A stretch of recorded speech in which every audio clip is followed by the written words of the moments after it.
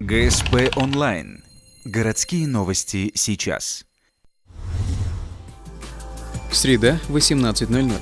Городской дворец культуры. Концерт «Осень жизни. Пора золотая». Сегодня отмечают День пожилого человека. В фойе гостей встречает выставка рукоделия. Здесь представлены творческие работы мастеров. Как говорят специалисты, занятия рукоделием не только приносят удовольствие, но и полезны для здоровья. Они стимулируют умственную активность.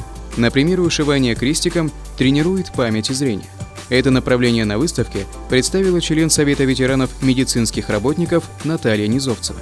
Она занимается вышиванием уже 3 года. Мы организуем вечера для неработающих пенсионеров. У нас очень талантливые люди все, члены Совета ветераны, и такие умельцы. И вот мне тоже это помогает.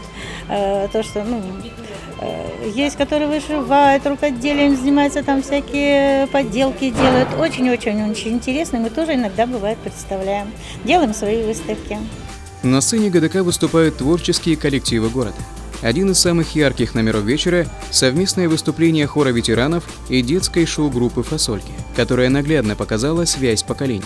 На сцене переплелись воедино, дополняя друг друга, опыт и мудрость, молодость и задор. Через час зрители переместились из большого зала Дворца культуры в фойе 2-го этажа, где гостей праздника ждал духовой оркестр и площадка для танцев.